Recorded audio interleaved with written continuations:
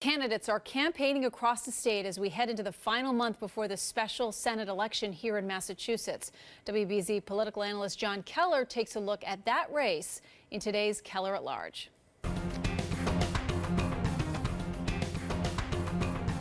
Good morning. Did you realize that as of this coming Tuesday, there will be exactly 4 weeks to go until we go to the polls to elect a new U.S. Senator here from Massachusetts? Pretty important decision.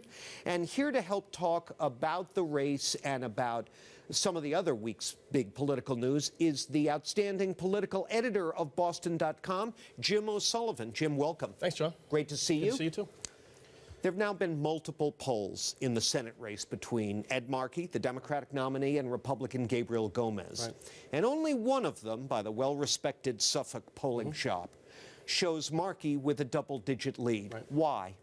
Well, I think that Markey's wearing a little bit of the damage coming out of the Democratic primary, pretty bruising between him and his fellow Congressman Stephen Lynch. And Gabriel Gomez is a fresh face. We've seen for the last couple cycles, people like the anti-politician, the outsider. He's a private equity investor. He has zero political experience. He's a Navy SEAL. Stack that up against Ed Markey, who's got 36 plus years in Congress and hasn't really bloomed into a statewide name yet. He hasn't, as we've seen some other figures, Barney Frank comes to mind, who have served in Congress for a long time, haven't really established that statewide foothold yet. Well, you're right that there's been a vein of interest in and support for outsider candidates. You know, Deval Patrick, you could argue Elizabeth Warren fit that mold. But the last few cycles in Massachusetts, there's also been an all-blue vein. Right. I mean, no Republican has been, even Scott Brown couldn't get over the hump. This guy's right there, Jim, if you believe the polls. He is, if you believe the polls. What Gabriel Gomez is going to have to compete with on June 25th is that, like you said, for the last several cycles, since really 2006, Deval Patrick's people have had their hands on the controls of the Democratic Party machinery, and they've become very good at getting out the vote.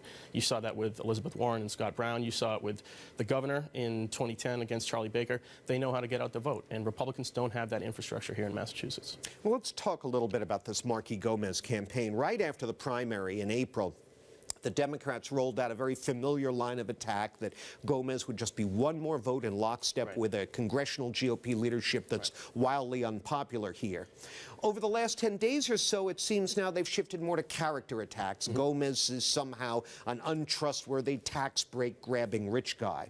What do you make of these strategies? Well, to nationalize the race, which was the first strategy you talked about, has proved the way to win in Massachusetts if you're a Democrat running against a Republican. Warren did it effectively. Warren did it right, yes. Yeah. You need to tie the generally moderate Massachusetts Republican to the far more conservative, deeply unpopular in Massachusetts National Republican Party, which is what we saw Warren did in the closing weeks of her campaign against Scott Brown. The problem now for Ed Markey is that nationalizing it could tie him to some of the things that are sort of dogging the president and Democrats down in Washington right now. How potentially toxic is that? We were just chatting before we went on about the Brown-Coakley race in 2010, where national events, certainly the Affordable Health Care Act and the controversy over that, the underwear bomber in Detroit in December of '09, these events were capitalized very effectively on by Scott Brown.